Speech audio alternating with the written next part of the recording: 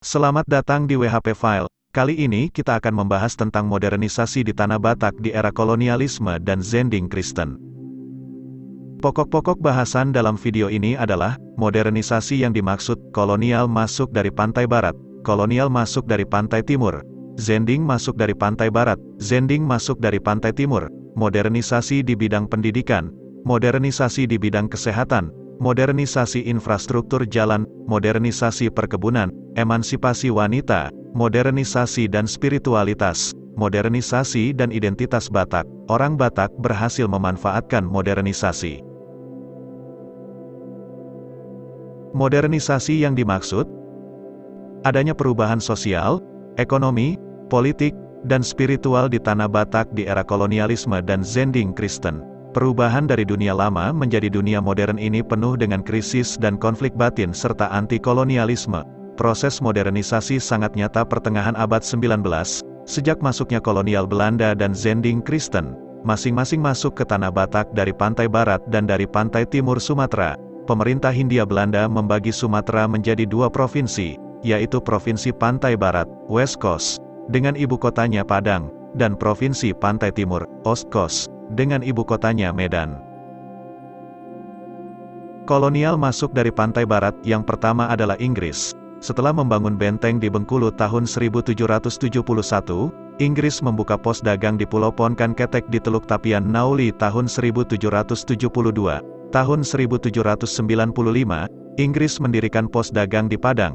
Di kemudian hari ada kesepakatan antara Inggris dengan Belanda. Koloni Inggris diserahkan kepada Belanda. Maka pada tahun 1819 Belanda mengambil alih Padang dan menjadikannya ibu kota Provinsi Pantai Barat di bawah seorang gubernur. Dari Padang, Belanda masuk ke Tanah Batak tahun 1833 melalui Mandailing, menduduki Barus, 1839, Singkel, 1840, dan Ponkan Ketek di Tapian Nauli, 1841. Selanjutnya pada tahun 1842, Belanda membangun Sibolga di Teluk Tapian Nauli sebagai ibu kota Keresidenan Tapanuli.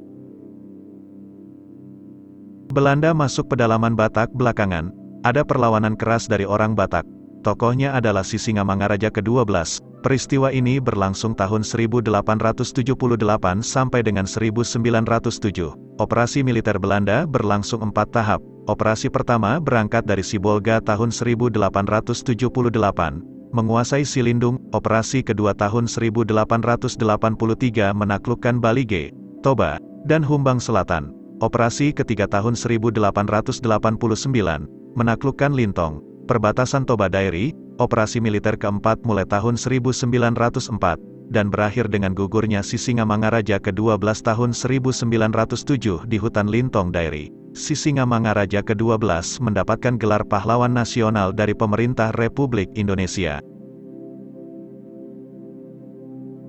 Kolonial masuk dari pantai timur, Kesultanan Siak, Riau, merebut Delhi tahun 1780. Raja Delhi diakui sebagai Sultan oleh Siak. Aceh kembali menguasai Delhi tahun 1854. Belanda masuk ke pantai timur mengikat perjanjian dengan Siak, 1858. Kemudian Belanda menaklukkan Delhi tahun 1862. Ninhuis, seorang Belanda, memperoleh konsesi, atau menyewa, tanah perkebunan dari Sultan Delhi tahun 1863. Belanda menyerang Serdang tahun 1865. Kemudian berdirilah perkebunan raksasa Delhi Mat Secapich tahun 1869. Perkebunan makin besar, ekonomi makin menggeliat, kota Medan berkembang, dan menjadi ibu kota residensi Pantai Timur tahun 1887. Sejak tahun 1915, Medan menjadi ibu kota Provinsi Pantai Timur dipimpin oleh seorang gubernur. Zending masuk dari pantai barat, Belanda masuk ke Mandailing dari Padang tahun 1833. Diterima oleh Raja-Raja Mandailing karena sama-sama ingin melumpuhkan pasukan Paderi. Tahun 1840, Belanda membentuk pemerintahan asisten residensi Mandailing Angkola beribu kota di Panyabungan. Pada masa itu, pekabaran Injil mulai terbuka. Di Mandailing Zending bermula di Pakantan, oleh pendeta Verhoeven tahun 1834. Tahun 1871, pendeta Heinrich Dirk membaptis Raja Pangulu dan keluarganya. Pekabaran Injil di Pakantan dilanjutkan oleh Pendeta Nikel, 1888, di Muara Sipongi oleh Pendeta NWB, 1988, dari Lembaga Dubgezin Zending Vereniging, pada bulan Juli tahun 2009, di GKPA Pakantan, diselenggarakan peringatan 175 tahun masuknya kekristenan di Pakantan yang dihadiri oleh keturunan misionaris dari Belanda dan dari Swiss. Di Angkola, bermula tahun 1857 di desa Parousorat Sipirok oleh Pendeta Van Asselt dari Gereja Ermelo Holland, Pendeta Van Asselt, tahun 1861, membaptis Simon Siregar dan Jacobus Tampubolon menjadi orang Batak Kristen yang pertama. Berikutnya datang penginjil Jerman dari lembaga Rheinische Mission Gesellschaft atau RMG. Pendeta Jerman dan Belanda mengadakan rapat tanggal 7 Oktober tahun 1861 di Sipirok. Peserta rapat 4 orang, yaitu Pendeta Heine, Pendeta Klamer, Pendeta Bet, dan Pendeta Van Asselt. Hari inilah ditetapkan sebagai hari lahirnya gereja HKBP di Sipirok dan awal misi Jerman RMG melakukan penginjilan secara masif dan berkesinambungan di Tanah Batak.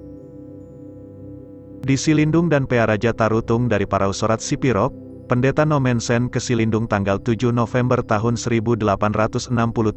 Beliau melihat desa-desa di lembah Silindung dan berdoa, "Hidup atau mati, saya akan tinggal di tengah-tengah bangsa yang engkau tebus ini untuk menyebarkan firman dan kerajaan-Mu."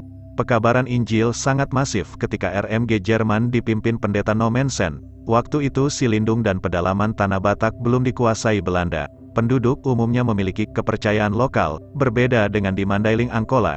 Belanda sudah masuk, dan penduduk umumnya sudah beragama Islam. Beberapa yang dibaptis di Mandailing Angkola berasal dari keluarga Muslim, termasuk 3 pendeta pertama Batak, yaitu Petrus Nasution, Markus Siregar, dan Yohanes Siregar. Di Silindung dan Pearaja Tarutung Pendeta Nomensen awalnya mendapatkan penolakan bahkan hampir terbunuh. Namun akhirnya diterima oleh Raja Pontas Lumban Tobing, Raja Said Nihuta, Silindung dan diberi tempat tinggal di Huta Dame. Di Huta Dame, pembaptisan pertama sebanyak 13 orang tahun 1865, berkembang menjadi 50 orang tahun 1866, dan pada tahun 1873 telah ada sebanyak 501 orang bergereja di Huta Dame. Pendeta Nomensen tinggal selama 9 tahun di Huta Dame. Tahun 1872 pindah ke Pearaja Tarutung. Setelah Injil tersebar di Silindung, Pendeta Nomensen berangkat menuju daerah Toba bersama Raja Pontas. Sempat beberapa lama di Balige, kemudian kembali ke Pearaja Tarutung. Di Toba dan Sigumpar tahun 1886 Pendeta Nomensen sempat tinggal di Laguboti dan membaptis sebanyak 235 orang. Kemudian beliau pindah dan menetap di Sigumpar, daerah pertengahan Toba, Samosir, dan Simalungun sehingga lebih memudahkan pekabaran Injil. Selama melakukan misi Zending, Pendeta Nomensen berpindah-pindah tempat, di Parousorat Sipirok, 10 bulan, Huta Dame Silindung, 9 tahun, Pearaja Tarutung, 14 tahun, dan Sigumpar Toba, 22 tahun. Beliau paling lama tinggal di Sigumpar. Meskipun pusat Zending RMG Jerman di Pearaja, beliau meninggal tanggal 23 Mei tahun 1918 di Sigumpar pada usia 84 tahun, dan dikebumikan di Sigumpar. Badan Pekabaran Injil ke daerah Simalungun, Samosir, dan Dairi dibentuk tahun 1899. 1903 permulaan Zending ke Simalungun, berdiri jemaat di Pematang Siantar tahun 1907. Di Sidikalang berdiri jemaat pertama tahun 1908. Pembentukan 5 distrik tahun 1911, distrik Angkola, Silindung, Humbang, Toba Samosir, dan Simalungun. Pekabaran Injil ke Tanah Karo dilakukan oleh Zending Belanda yang datang dari pantai timur. Zending masuk dari pantai timur, dilakukan oleh lembaga Zending Belanda, Nederlands Zendeling Genootschap, NZG. Penginjil pertama Pendeta H.C. Krujit, bersama Nicholas Pontoh dari Minahasa tiba di Belawan tanggal 18 April tahun 1890. Zending di pantai timur mengalami hambatan karena penduduk pesisir pantai orang Melayu yang sudah beragama Islam. Pos penginjilan pertama dibuka di Bulu Awar, mulai membaptis 6 orang Karo tanggal 22 Agustus tahun 1893. Gereja Batak Karo pertama diresmikan tanggal 24 Desember tahun 1899. Gereja berkembang ke Kabanjahe, Pancur Batu, Langkat, Medan sampai dengan Jakarta, sekarang bernama Gereja Batak Karo Protestan GBKP.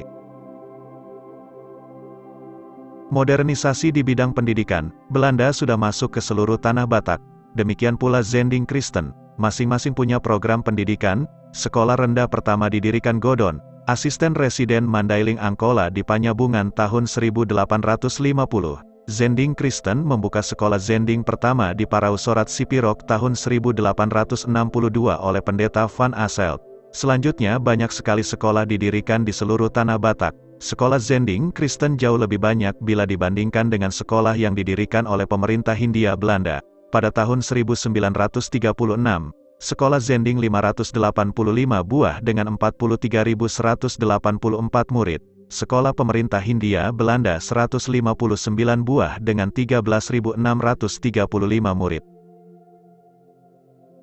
Pembaharuan di bidang pendidikan antara lain adalah 1. Membaca dan menulis dalam aksara Latin. Tulisan Latin sangat bermanfaat dalam pemerintahan, dunia bisnis, dan media. 2. Berbahasa Melayu, bermanfaat dalam berkomunikasi.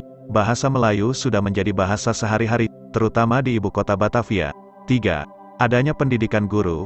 Sekolah guru pertama adalah Sekolah Guru Tano Bato, didirikan oleh Willem Iskandar, Sati Nasution, di Panyabungan tahun 1862, kemudian dipindahkan ke Padang Sidempuan. Sekolah Guru Zending pertama di Parausorat Sipirok tahun 1868, kemudian dipindahkan ke Sipoholon tahun 1901, dengan nama Sekolah Seminari Sipoholon Tarutung. Dengan bertambahnya jumlah guru, pendidikan makin meluas di tanah Batak. Di samping itu, guru-guru Batak dapat menggantikan guru-guru yang didatangkan Belanda dari Minangkabau. 4. Adanya jenjang pendidikan. Di samping sekolah rendah, ada sekolah dasar HIS, kemudian sekolah lanjutan menengah mulo. Waktu itu belum banyak orang Batak berpendidikan setingkat mulo. Untuk melanjutkan ke jenjang menengah atas AMS, dan pendidikan tinggi, harus ke Pulau Jawa. Jenjang pendidikan bermanfaat memperluas lingkup pengetahuan orang Batak. 5. Adanya sekolah pendeta. Dengan bertambahnya jumlah pendeta Bumi Putra Batak, maka lebih banyak orang Batak yang dapat dibaptis. Jumlah pendeta lembaga RMG Jerman tidak cukup. Modernisasi pendidikan di tanah Batak sangat berhasil, sampai-sampai setiap orang tua Batak memiliki cita-cita dan bekerja siang malam untuk menyekolahkan anak setinggi-tingginya sesuai yang dia mampu. Modernisasi di bidang kesehatan. Peran Zending sangat nyata dalam bidang kesehatan. 1.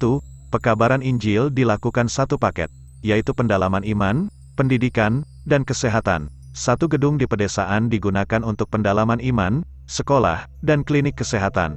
3-in-1. 2. Pembaharuan dari kesehatan secara tradisional ke penanganan medis secara modern. 3. Adanya program obat-obatan masuk desa. 4. Pembangunan rumah sakit dan klinik kesehatan menyebar di tanah Batak. Berikut contoh peran Zending dalam bidang kesehatan. Aset yang dimiliki RMG Jerman diserahkan ke gereja HKBP tahun 1954 oleh pemerintah. 1. Rumah sakit, Tarutung dan Balige.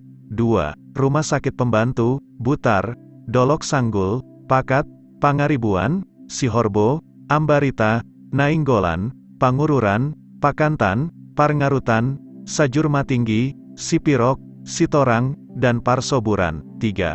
Poliklinik, Simorangkir, Sipahutar, Onan Hasang, Sarulia, Janjimatogu, Lumbanjulu, Laguboti, Lintong Nihuta, Parsoburan, Porsea, Sigumpar, dan Salak. 4. Leprosaria di Huta Salem. 5. Rumah sakit buta di Hepata. Modernisasi infrastruktur jalan, Belanda melakukannya untuk memacu perkembangan ekonomi kolonial. Berdampaknya juga bagi kemajuan ekonomi rakyat. 1. Pembangunan jalan dilakukan dari jalan setapak menjadi jalan pedati, atau pembukaan jalan-jalan baru. 2. Di Mandailing Angkola, tersambung jalan dari Panyabungan, Padang Sidempuan, sampai dengan Sipirok. Mega proyek kerjasama Godon dan Raja Mandailing adalah pembangunan jalan dari Panyabungan ke Pelabuhan Natal sepanjang 90 km. Peresmiannya tahun 1851. Gubernur Provinsi Pantai Barat dari Padang datang melakukan inspeksi terhadap pembangunan jalan ini.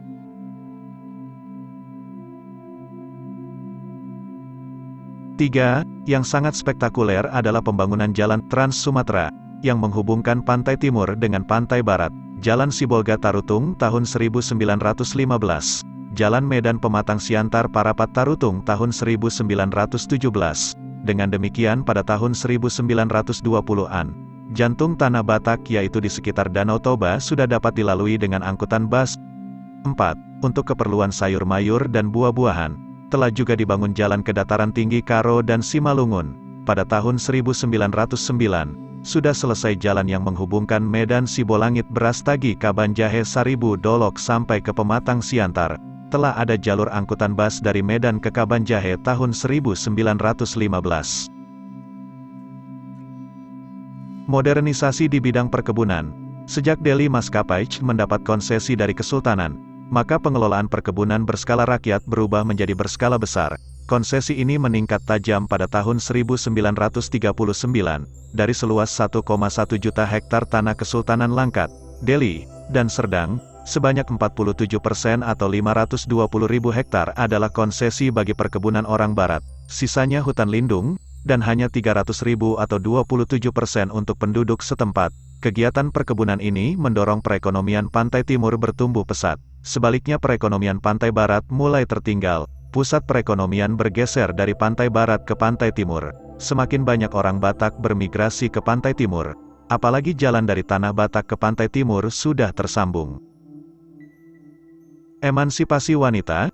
Gerakan emansipasi Godon sangat memperhatikan penampilan kaum perempuan Mandailing Angkola yang ketika itu masih kumuh dan sederhana. Godon pun mendesain pakaian perempuan ala Melayu, sehingga kaum perempuan Mandailing Angkola tampak anggun. Lebih-lebih setelah mereka memakai perhiasan, emansipasi ini berhasil, sehingga banyak yang ingin mempersunting gadis Mandailing. Nasihat yang paling berkesan adalah Poda Na 5 nasihat. 1. Payas rohamu, bersihkan hatimu. 2. Payas pamatangmu, bersihkan tubuhmu. 3. Payas parabitanmu, bersihkan pakaianmu. 4. Payas bagasmu, bersihkan rumahmu. 5. Payas pakaranganmu, bersihkan halaman rumahmu.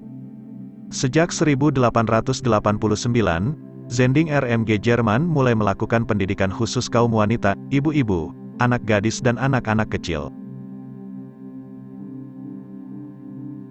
Modernisasi dan spiritualitas. Pada masa prakolonial, pedalaman Batak pada umumnya masih menganut kepercayaan lokal. Di pesisir pantai barat dan pantai timur sudah menganut Islam.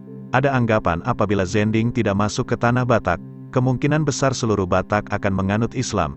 Mengapa? Karena tanah Batak sudah dikelilingi kerajaan Islam. Aceh di utara, Minangkabau di selatan, Melayu di timur. Sudah pernah juga gerakan Islam Paderi masuk dari Padang ke Mandailing Angkola sampai ke jantung pedalaman tanah Batak. Banyak korban yang tewas di Mandailing dan Angkola. Aliran Islamnya berbeda dengan Paderi. Di Toba, termasuk Sisingamangaraja ke-10 tewas. Itulah sebabnya Raja-Raja Mandailing menyambut Belanda tahun 1833 untuk melumpuhkan tentara Paderi. Dengan masuknya Zending, agama Kristen menjadi agama utama. Di samping agama Islam, sebagian kecil masih ada penganut kepercayaan lokal. Modernisasi dan identitas kebatakan. Modernisasi di tanah Batak ada yang positif namun ada juga yang negatif dan menggerus identitas kebatakan. Mungkin masih ada yang lain, namun beberapa di antaranya dapat disebutkan berikut ini. 1. Aksara Batak tidak digunakan lagi di lingkungan Batak sampai sekarang. 2. Sistem pemerintahan kolonial secara bertahap menghilangkan peran tokoh Batak lokal yang sebelumnya sangat berperan mengatur tata pemerintahan di daerahnya sesuai dengan budaya setempat. Pemimpin lokal ini diangkat oleh pemerintah kolonial, sehingga dimungkinkan pemimpin tersebut bukan tokoh lokal setempat. Terjadi konflik batin antara loyal terhadap pemerintah kolonial atau loyal terhadap budaya Batak setempat. Orang Batak berhasil memanfaatkan modernisasi. Kolonialisme di seluruh Nusantara banyak memakan korban, termasuk di tanah Batak. Ada yang bersikap anti terhadap kolonialisme, ada pula yang kooperatif. Namun ada satu hal yang tetap terjaga. Orang Batak tidak patah hati. Apabila patah hati, orang Batak mungkin tidak semaju sekarang. Salah satu faktor yang memberikan kekuatan batin ini diperkirakan karena keberhasilan kegiatan Zending, yang memperkuat keimanan. Kegiatan Zending bukan hanya dilakukan oleh pendeta Barat, tetapi banyak pendeta Batak dan guru Zending Batak ikut di dalamnya. modernisasi di Tanah Batak baik yang dilakukan oleh Zending maupun kolonial Belanda secara umum dapat dimanfaatkan dengan baik. Masih ada waktu untuk mengembalikan identitas Batak yang sempat tergerus oleh modernisasi ini. Orang Batak sangat aktif terlibat di dalam kemerdekaan Indonesia. Orang Batak sejak Kabinet Soekarno sampai sekarang memegang posisi strategis. Orang Batak turut berperan di seluruh wilayah Nusantara. Orang Batak berhasil melaluinya, memanfaatkan momen modernisasi. Sumber penulisan. Terima kasih, sampai jumpa di video WHP file berikutnya. Jangan lupa menekan tombol subscribe dan juga lonceng notifikasi untuk membantu proses pengembangan channel ini ke depannya. Tekan tombol like jika kamu merasa konten ini baik dan bermanfaat. Jangan lupa juga untuk bagikan video ini ke kerabat terdekat agar semakin banyak yang bisa merasakan manfaatnya.